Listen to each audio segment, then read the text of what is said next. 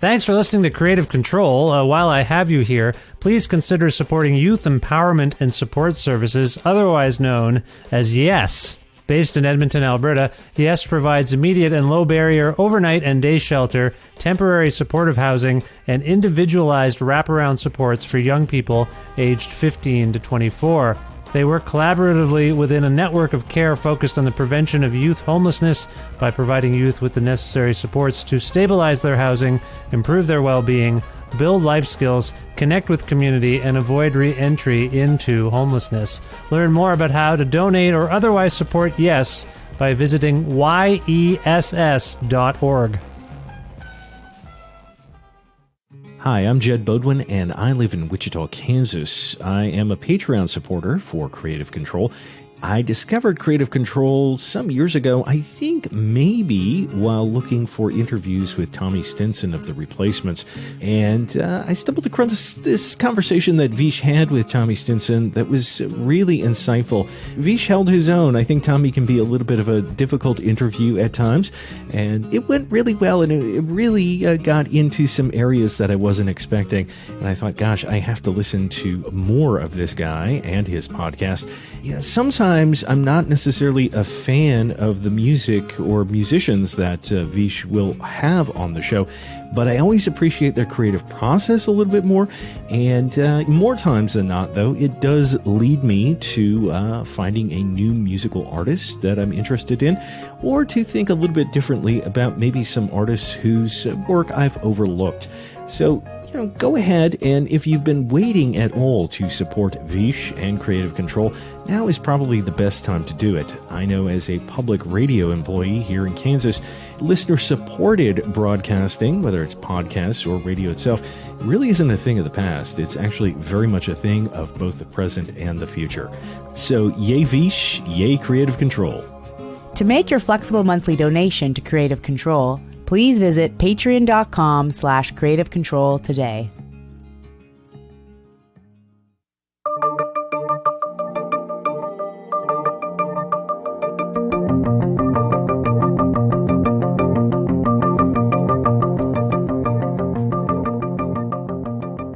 Markus Floats is a musician and soundscape artist currently based in Montreal, Quebec. Originally from Calgary, Alberta, Floats is an electroacoustics graduate from Concordia University. Following stints in bands that may be called punk, post-punk, and or Afrofuturist, he has taken to creating more drone-oriented or synthesized sounds with a laptop computer. His latest LP is called Fourth Album, which was released by Constellation Records on October 20th, 2023, and it prompted Markus and I to reconnect and have a good talk about things like mixing theater productions in Montreal, why he shifted from solitary to collaborative working methods for his new album, and inviting members of Egyptian Cotton Orchestra to improvise to his electronic compositions, incorporating a process-oriented koan and the voice of poet and activist Fred Moten, problems and solutions when art is never finished, his interest in tarot cards, magic, and astrology, the hopeful qualities of Fourth Album, playing shows, other future plans, and much more. A part of the Entertainment One network with the support of listeners like you who follow and subscribe to this donor-driven podcast and spread the word about it, and make flexible monthly donations at patreon.com/Creative Control, plus in-kind support from Pizza Trocadero, The Bookshelf, and Planet Bean Coffee in Guelph, Ontario, and Granddad's Donuts in Hamilton, Ontario. This is episode 810 of Creative Control, featuring the lovely and talented Markus Floats, with your host, me, Vish Khanna.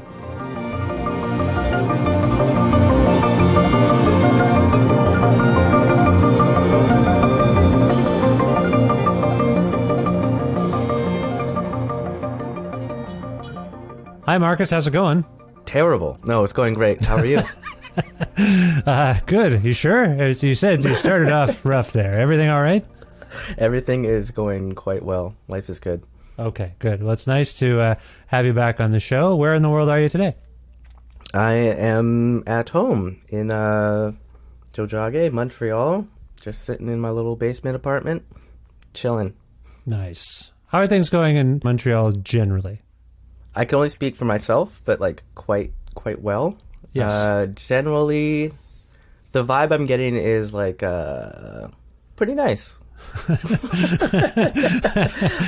Unseasonably warm, and I think that's putting people in a pretty good mood. Yeah. Yeah.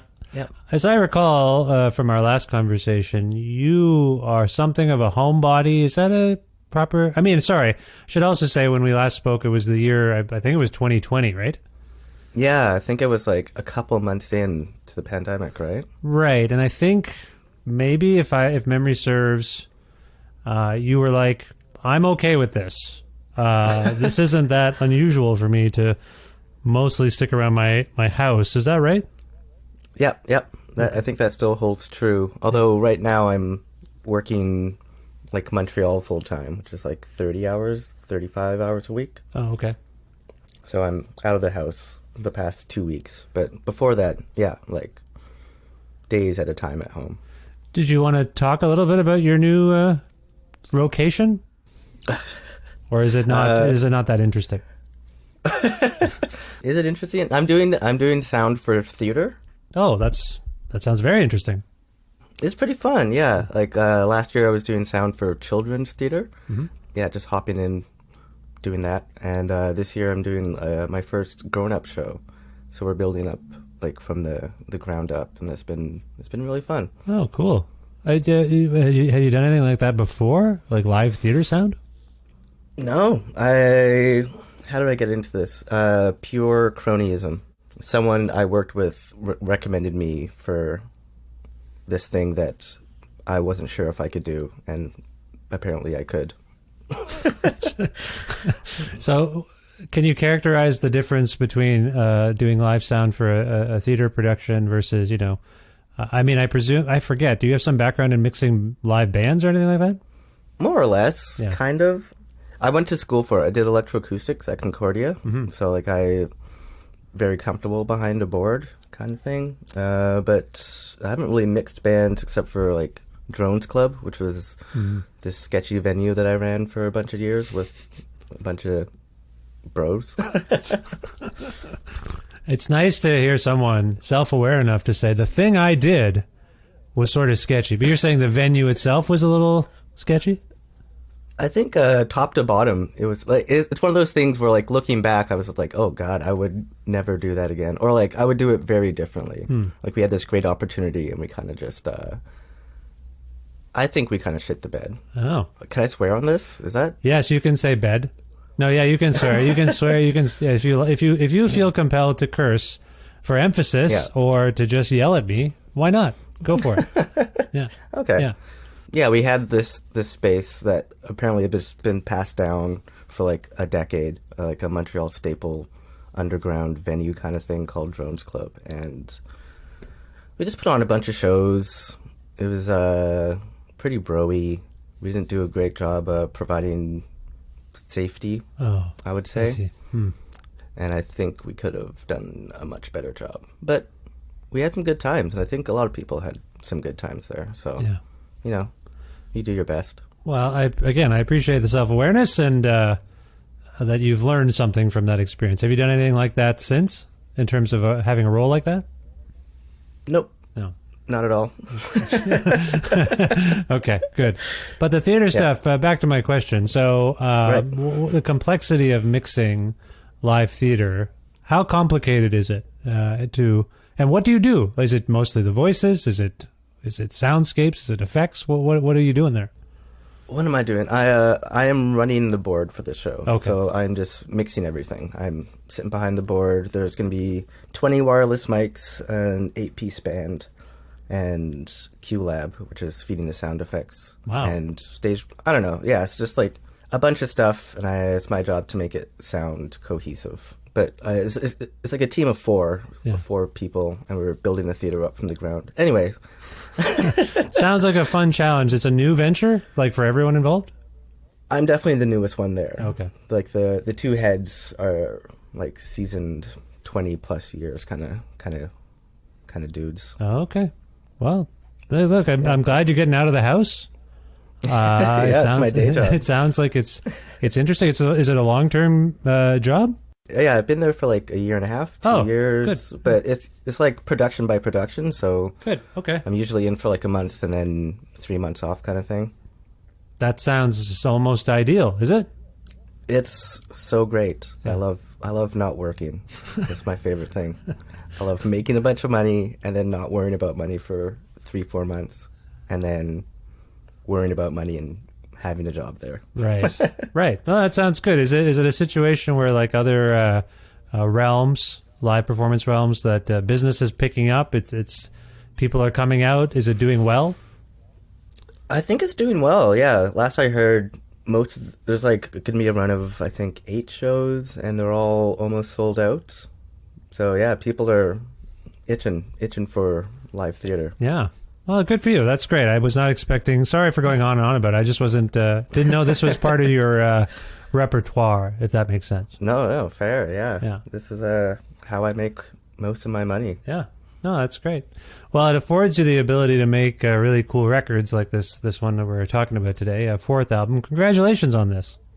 Oh, thank you very much. Yeah. Yeah. I'm really happy. Yeah. Let's talk about my life as a musician.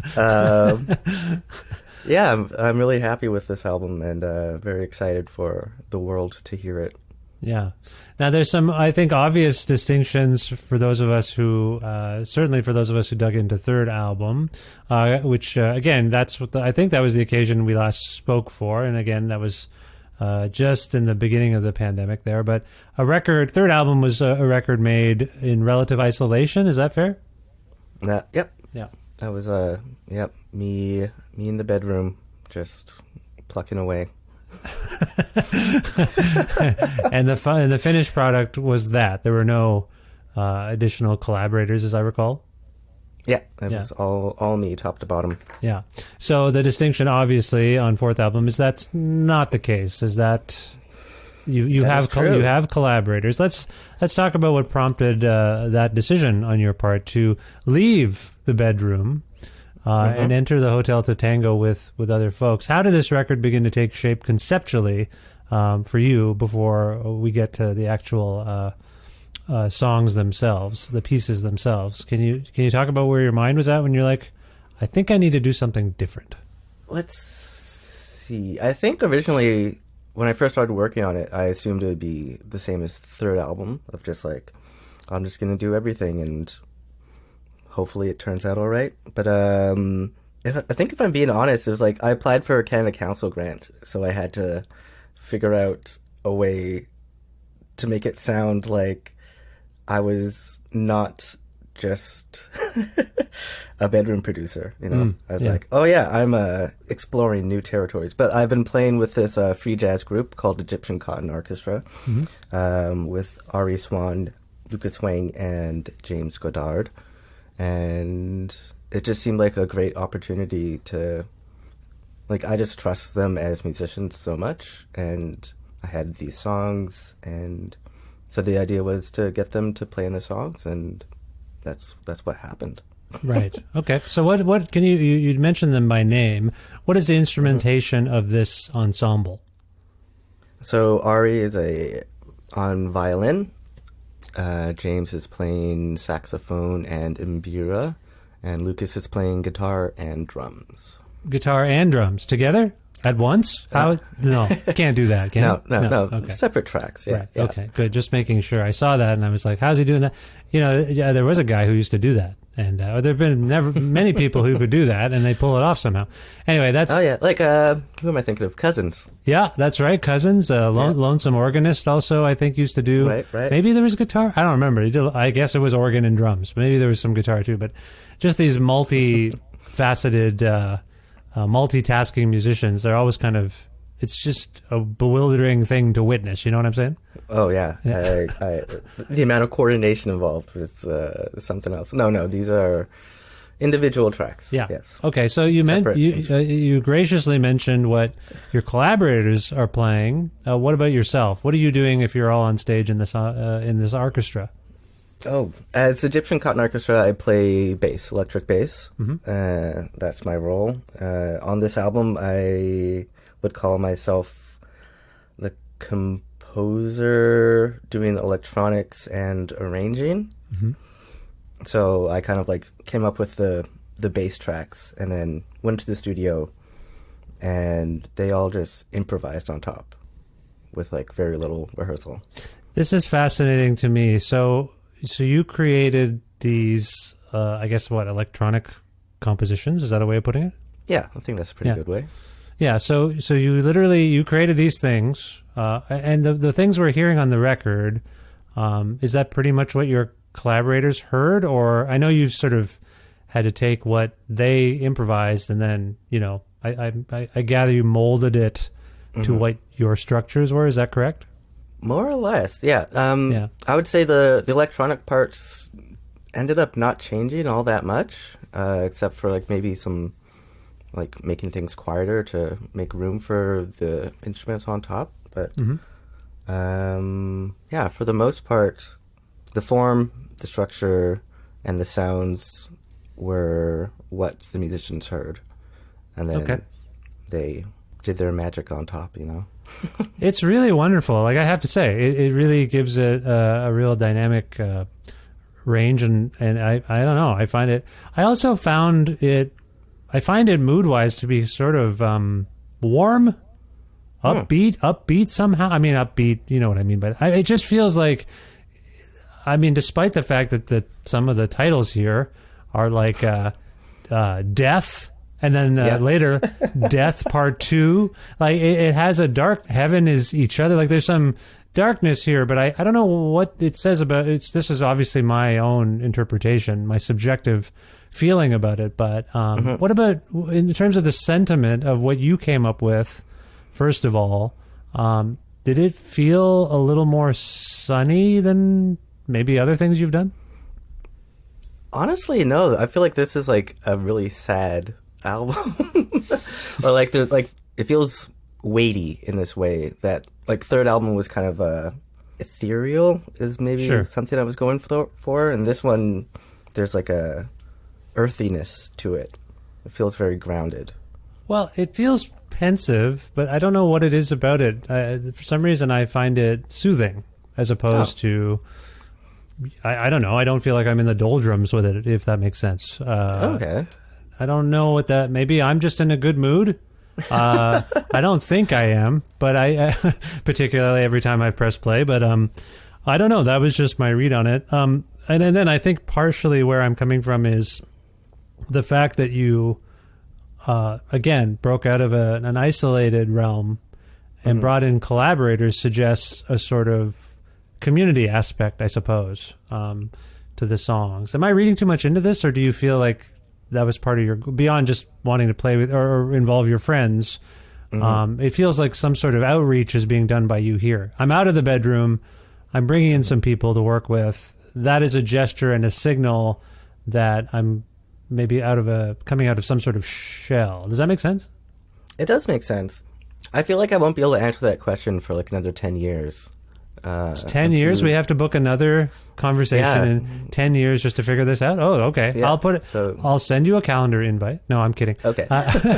Well, you mean you're still processing? Yeah, I feel like I'm still like too close to it. It sounds cheesy, but it's hard for me to parse what my intentions with the album were. I kind of just like had this work to do, and then I did the work, and then asked people to help me do the work. Right. So. Okay. And I appreciate what you're saying about that. However, yes. I will follow up by saying your interpretation is that it was a heavier. It was coming from rather a heavier place. At least your contributions, or rather your structures. Do you have a handle beyond this record? Do you have a handle on why that might have been the case? What was going on at the time you were working on these things that? Sorry, I sound naive, like I've never been on planet Earth. I understand that things are rough and it's a hard time, but do you have a specific sense of maybe what drew you to, in your own words, I suppose, or at least I'm going to paraphrase, creating more of a darkly textured soundscape? Can you talk about that a little bit? Where you were coming from personally? Can I talk about it? I feel like I wish I had a good answer. I'm really sorry I don't. No, it's fine. This is not easy. I mean, it's not easy stuff, and like, it's interesting that we are coming to this somewhat oppositionally, where I'm picking up on warmth and some measure of triumph, I suppose. I mean, even there's a spoken word portion of this record. You sampled something, is that correct? Yeah, that's a sample of Fred Moten. Right. Yeah, poet and author and professor. Fred Moten, yes, poet and activist, yes. So, shall I just read? I don't want to put you on the spot. I have it in front of me. Can I read to people what he's saying and why, and then we can get into why it's on the record? Absolutely, yeah. Okay, so what the quote I have here is, "What we've been trying to figure out how to get to is how we are when we get together to try to figure it out." It's a bit grammatically complex. Did I say that correctly? I think you threw in an extra try, but I could be wrong as well. Okay, I'm reading literally what's on the bio here or on the Constellation page. What we've been trying to figure out how to get to is how we are when we get together to try to figure it out. Yeah, that sounds right. That sounds right. Okay. So let's talk about what inspired you to... Sorry, what was it about this phrasing that spoke to you, first of all? Can you speak to that? I think I can speak to that. Let me take a crack at it in this interview. So James had this saying, James, which is whenever someone was like new to a music scene or wanted to get involved in like community work in any way, it was just like, it's very intimidating to just like show up somewhere. Be like, oh, I want to volunteer for so and so, and you show up and no one really knows what to do with you, yada yada yada. But his saying was just like, show up and keep showing up, and like no matter how awkward it is, no matter how useless you feel, you just like, that's literally all it is. So I've been using that sample here and there in my live show, just because I tend to use a lot of samples from texts in my live show. It provides like a nice grounding force, I find. And the thing about that specific quote is I feel like it touches on the idea that the solutions that we're trying to find to problems is often not about the solution, if that makes sense. I mean, this is what the quote is saying, is like, getting together to figure it out is quite possibly the most important part of figuring out, or like it is the seed of figuring out the solution. It's a chicken or egg thing, because ideally if you have a problem, you want a solution. You want to figure out a solution. But I think some people like the problem. Like they enjoy engaging with the problem. In fact, the solution can almost be anticlimactic. Like the problem is what drives people to try things and experiment. And then when you get to a solution, I think some people have difficulty with the notion that the problem is finished. It's done. Does that make sense? I think that makes sense, but I think we're also talking about different types of problems. Well, of course. Of course. I just think that I've had the experience of like, in your community, you're trying to figure, like, okay, for example, if there's a problem in your community with accessible venues, accessible in every sense of the word, and you and your friends and your colleagues work towards getting it, and it becomes like a daily concern. Yeah. And at some point you have breakthrough moments, and then you have setbacks, and then breakthroughs and setbacks. And then when you finally feel like you've gotten to, and usually, the solution is some compromise of, it wasn't really what you wanted, but it's close enough. I don't know. That's a weird emotion at the end of that journey of like, okay, we have some semblance of a solution. Yeah. Is it perfect? Is it not? Whatever. It's just, that's a weird letting go of something you've been engaged with for a long time. So breaking into a community and establishing yourself as a community member is a huge challenge. But then when you get there, or you feel like you're there, that's an emotional thing. Oh, I feel part of this thing, but I'm hanging on to that alienation I had before. I'm babbling a little bit here, but I feel like there's a lot going on in this grammatically complex quote. And I'm curious as to why.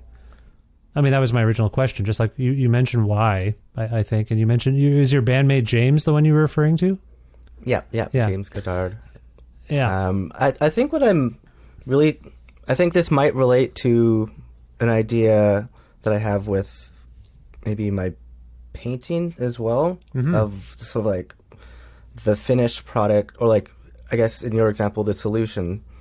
The idea of the solution, the finished product, the thing that you're working towards is in some ways immaterial to the effort you put into it initially and throughout. Yeah. So like, if you're only interested in solving the problem, you might miss the fact that the process of solving the problem changes you and your community. And that in itself will solve other problems. Sure. That's it will stop other problems from arising, like that process. Yeah. I mean, the fact that you invoked your painting is, I think, it's really material to this discussion. Like, I'm looking at the cover art for fourth album. Markus, you painted this, is that correct? That is correct. And how would you characterize, for those who can't see it right now, and I'll place links and stuff in the show notes so people can hopefully purchase this album, among other things, if not just hear it. Yeah, grab a physical copy. I have one, and it's beautiful. Can you, this is going to be a hard one, but can you describe this painting to folks listening in some way? All I'll say is it's very colorful, it's very beautiful, but how would you describe what is kind of going on?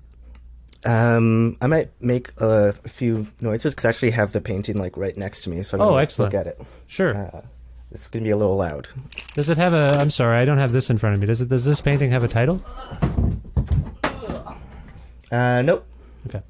None of my paintings have titles until someone... I mean, it's the same with my music. The titles are the last thing I do. Yeah. Okay, so this painting.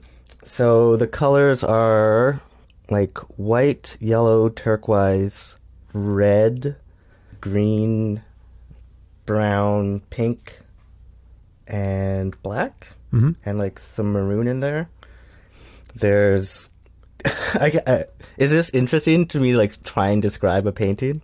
Well, what I want to get to with it is... Does it make good radio? It's well, we're not on the radio. We're on a podcast. I appreciate your concerns. Is this an abstract painting? This is an abstract painting, yes. Yeah. You know, by the way, to my eye, and you're going to think I'm silly, I almost see a face towards the bottom. Is that... It's not on purpose. Right. The reason I wanted to bring up the painting, and I don't mean to put you through this torture of describing a painting on an audio platform. Let's look at it back to what we were talking about. This painting, you start this painting, the canvas is blank, I am presuming, right? Correct. The canvas is a problem. And the canvas is a problem, and you begin to express yourself. And in the mode of an abstract painter, you're expressing yourself, and it's a lot of color, and it's not particularly linear in the sense that you're doing a portrait or something like that. You're not depicting something. So my question, I suppose, going back to this quote and what we were just talking about in terms of problems and solutions, is you had to make a call as to when this was finished, when this was solved to you. On some level, you could have kept going, if that makes sense. You know what I mean? Like, absolutely. I think I will. Oh, you might. I don't think it's done. Right. I think yeah. So that is fascinating to me in itself, that you've created something and you have to decide. Just so people understand, this album is out. The record has been printed. It's published. It's pressed. The artwork is done in that regard. But, and we all heard it, we all heard Marcus say, this painting might not be done. That's fascinating in itself. What does that mean? That are you not capable of letting go? Are you unsatisfied? Why would you keep working on this? Honestly, I have this idea of, how there's little squiggles on that kind of like sit on top of everything. Mm-hmm. And I wanted to do another layer of yellow squiggles. And I think that would have made like a nice contrast to the bluey turquoise, and sort of like added another layer of depth.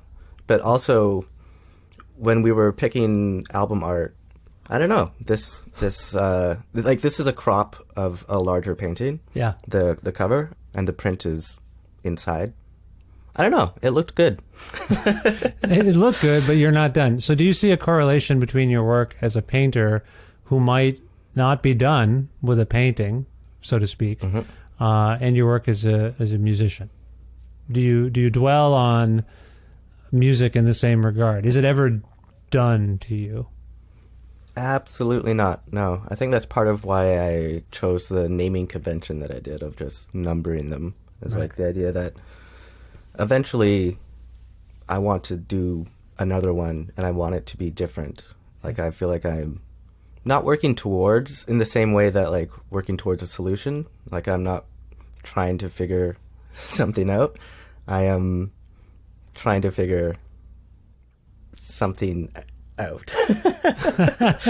I hope it's not too reductive to get into an argument about or a discussion about how every piece of art is ostensibly a self-made problem that people must at some point decide has been solved.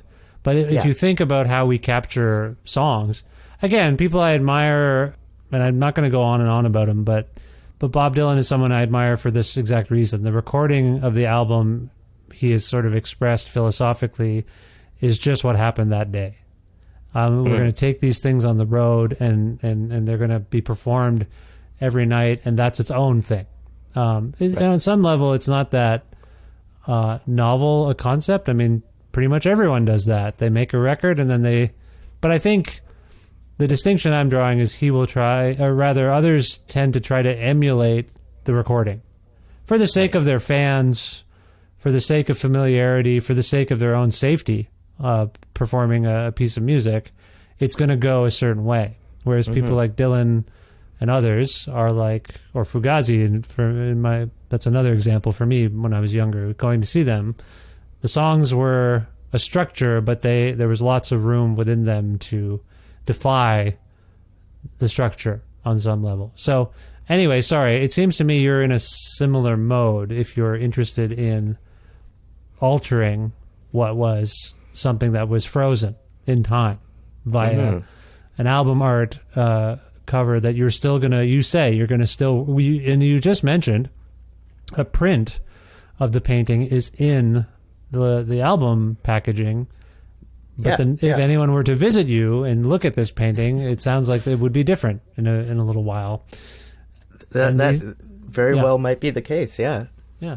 What's that say about you? Let's figure this out. I just want to figure out where this is coming from, this notion of constant change, particularly in someone who engages in synthesis, right? I mean, if you're going to play these songs from fourth album, potentially with this ensemble live, is what you're doing going to be changed? Sorry, if I'm speculating that there would be shows, and we can get to that, but would you see a lot of oscillation? Would things be changing in the structures that you lay down?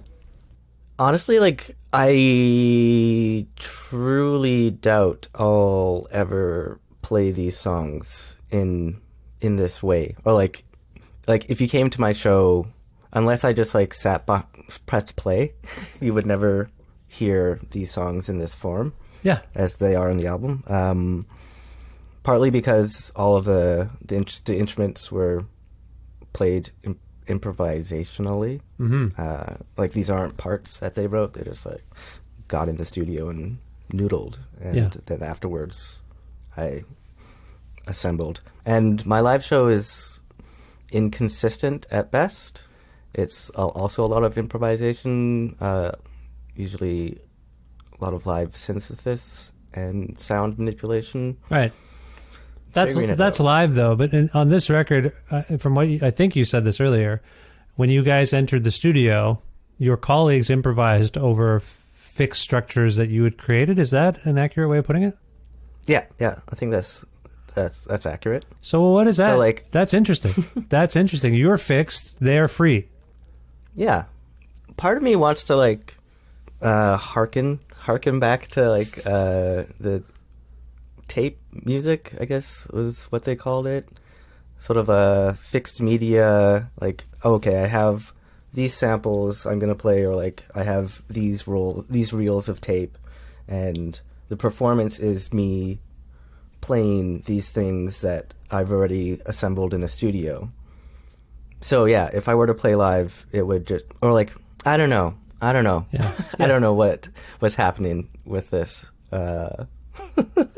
Just trying my best, But you know? but could you not? I hear what you're saying, that if you were to take, I think actually what you said is you would never play these live. But would it not be somewhat interesting for you to at least play one show with Markus Floats and the Egyptian Cotton Orchestra? Yeah. Is I that? think it would be interesting. We've talked about it. It's not in the cards yet. I feel like it's likely to happen. Ah, okay. Yeah. Okay. But we're still working out exactly what that looks and sounds like, I think. Okay. Let's go back to some of the themes that I picked up, at least sonically, but I think we can also use the titles as a bit of a guidance. You suggested that the album title itself is something that you don't do until maybe the last minute or something like that. Oh, well, sorry, at this point you've come up with a convention, third album, fourth album. Song titles for pieces like this, when do they arrive for you? Are they, at what point? Very end. The song titles I made right before I sent them to be mastered. Okay. and do they connote anything in particular about the sound of each piece? No. I think like with third album, I tried to make them sequentially significant. So Yes. so they feel like a sentence or like a poem. And on this one, I have been pulling tarot cards on a regular basis, like almost daily for a year and a half now. So there's like this deep subconscious Jungian symbolism. So there's like a lot of reference to like midheaven, the death card, and just sort of like the ideas around those concepts as dualist. Right. Anyways, is that the question? Well, that's the answer to what yes, I think so. Are you saying that, so there's, let me see here. There's 12 pieces here. Mm-hmm. In going through the naming process, were you pulling cards for each piece one at a time?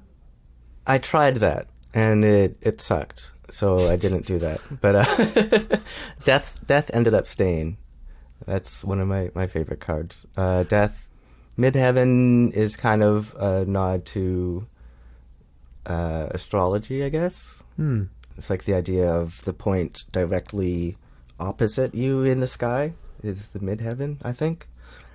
Heaven Needs Each Other is actually the other half of Hell is Other People, is the idea that heaven is each other.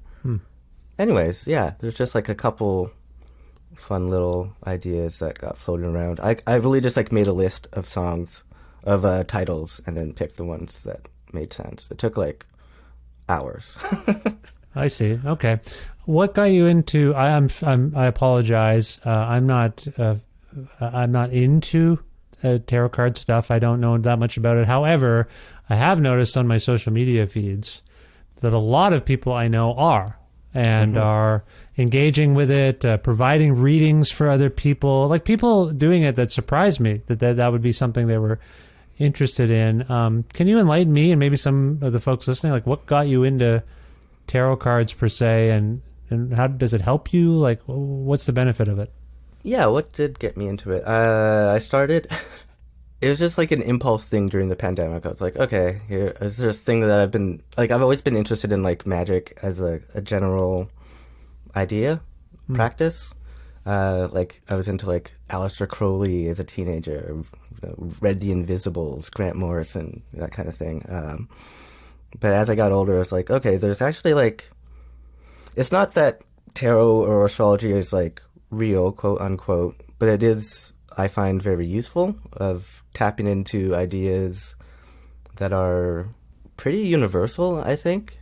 Yeah. And it's just a way of like bypassing your conscious mind into your subconscious and being like, okay, so you get this card and you stop thinking about it in half an hour, but 3 days later you think back, be like, oh, I got this card, and now I can make this association. And as you keep doing it, the associations just get stronger and stronger, and your ideas around the card get stronger and stronger. It's just like learning a new language a bit. This might sound like a dumb question. Is drawing the death card necessarily a frightening thing? Absolutely not, I think, in my opinion. I think it's one of the most hopeful cards. The image on the death card is like death on horseback, killing the king, queen, and prince. And it's like end of a battlefield. But I think the common interpretation is like, okay, well, sometimes in order to move on, to advance, to become a different person, which is inevitable, you have to leave some things behind. You have to kill them. You have to like, okay, I'm gonna stop smoking. That's gonna be the death card. Or like, I'm gonna, you know, there's like a certain amount of sacrifice that you have to make as a human being at some point in order to advance. Maybe not advance, but like grow, you know? Yeah. So, okay, you're saying that despite the invocation of death and symbolism here, like midheaven, heaven is each other, as above, so below, which also for me, I know, sorry, I feel like that's a reference. It made me think of heaven and hell as well. But that's a phrase. What is that from again? I'm blanking myself. I want to say thelema, sort of like, yeah, Kabbalistic ideas of a mirroring effect of the spiritual world and the physical world. Right. I appreciate this. So when I asked about death, interestingly, you suggested it was potentially one of the most optimistic cards to draw. Is that correct? That is what I said. I will like backtrack a bit and say like it doesn't mean it's not sad. Like it doesn't mean that it's not hard or, you know, gut wrenching, but it is. Well, there's promise in it. Yeah. Yeah, which is, if there's promise, there's hope and optimism.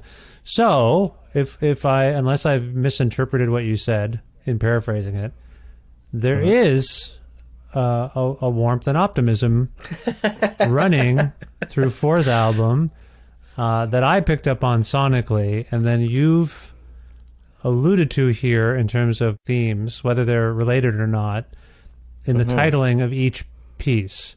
Can we, Counselor, can we agree on this argument?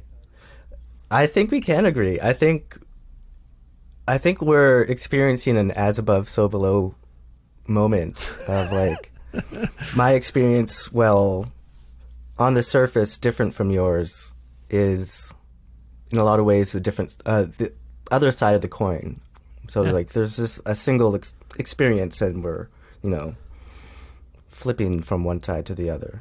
For someone to make a record totally by themselves at the dawn of a new world, let's put it that way. Like the world was changing, and you maybe you felt that. I don't know. And the world has changed. It's never going to be the same now that we're speaking right now. The fact that you, in your next effort, sent out a volley, a gesture. I need to be with people. I need to work with others. I want other people on this record. I want to collaborate. Again, I don't mean to dwell on it, and maybe you're too close to it. That, to me, seems obvious that someone is coming from a place of optimism, trying to figure out ways to galvanize some people around a project, a problem, if I may allude to something I dwelled on for maybe too long. I'm just saying there's something inherently hopeful about everything here, and that starts with the cover art, which I feel is, I would love to have this piece hanging in my house. It has that darkness, but it also has a tremendous amount of color and brightness and warmth. And I feel like it's a really nice, exemplary way of interpreting some of the stuff that's going on sonically. Again, I've gone on and on. Can we agree? Do you dispute what I'm saying? I simply cannot. I think I think the argument you've laid out is irrefutable. And I also like that in terms of as above and so below and mirror images, you've got, on some level, and I don't mean cynically, but in a reductive way, you've got cold synthesis with organic, acoustic, mostly acoustic, counterpoint, if you will, like other.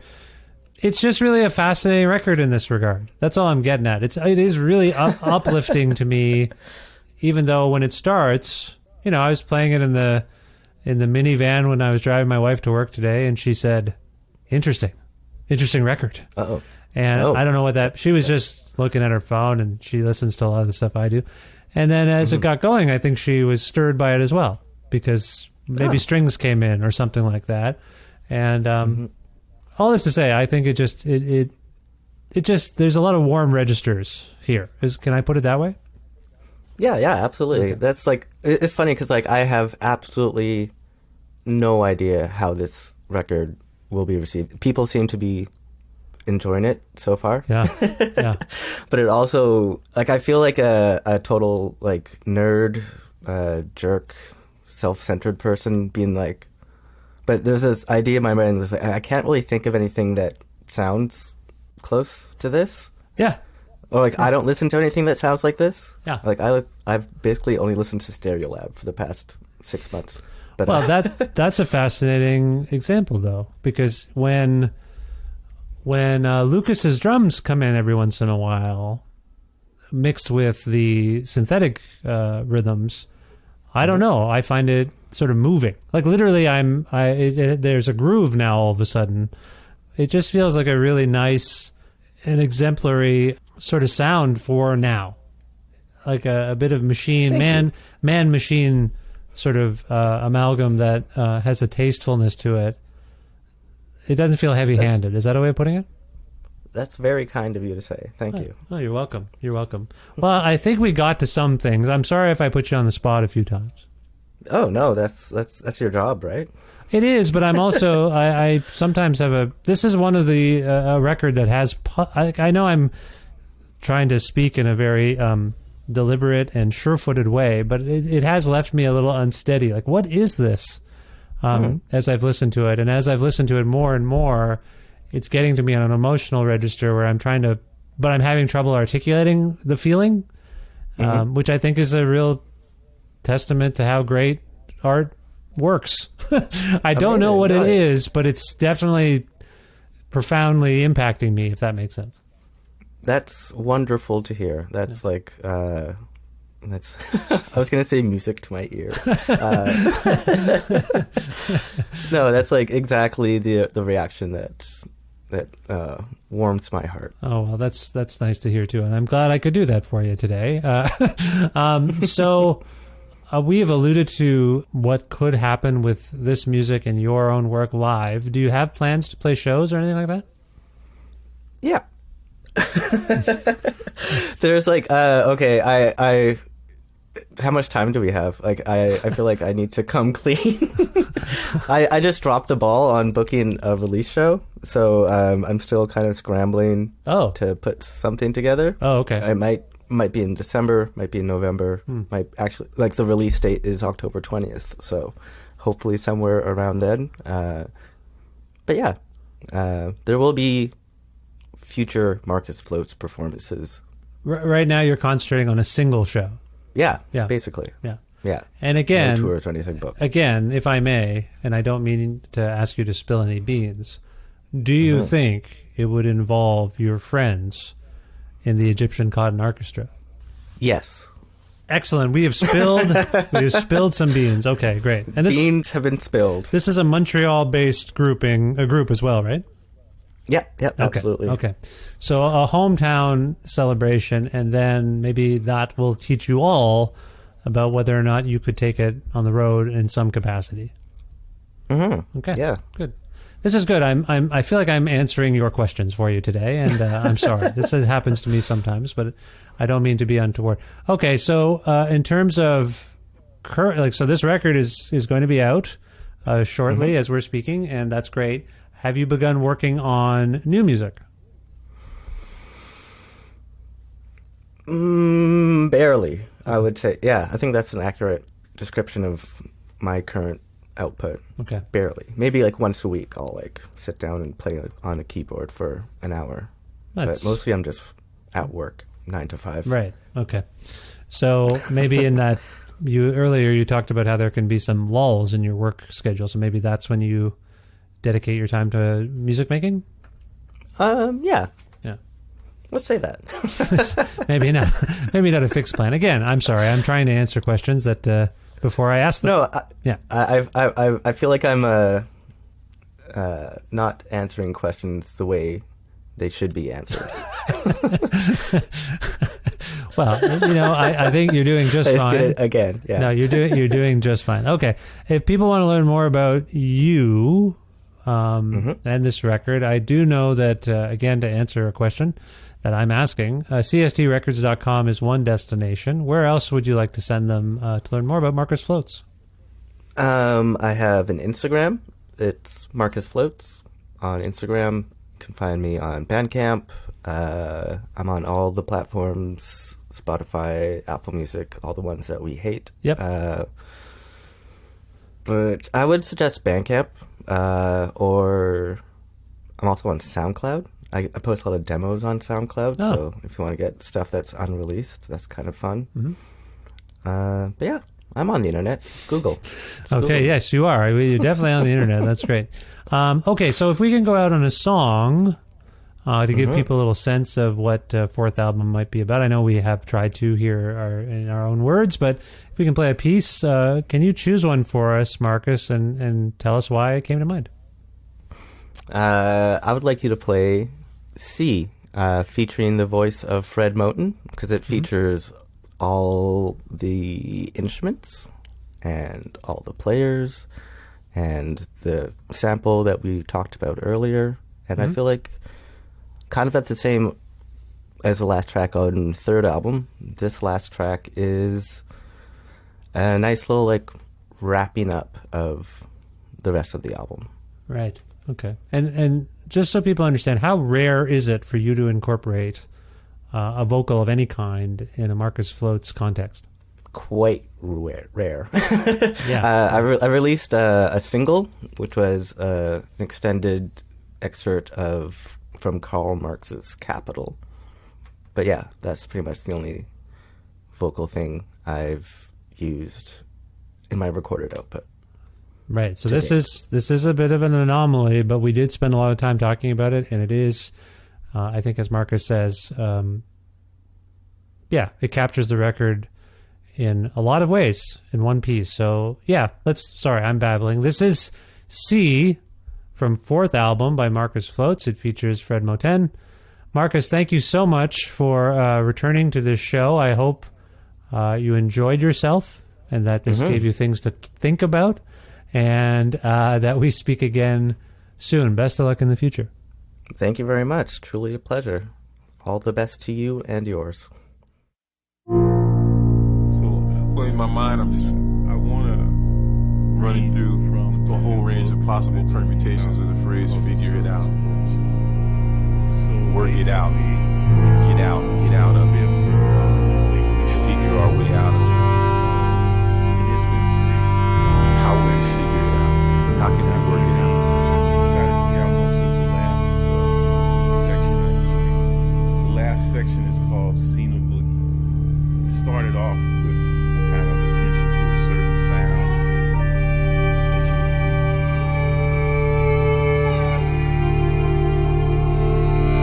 Deep truth. Deep is all the roads get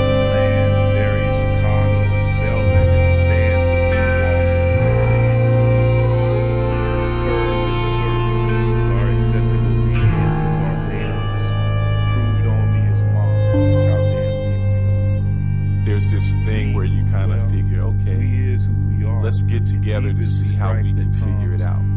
Let's get together to see how we can work it out. Let's get together to see how we can get out of this.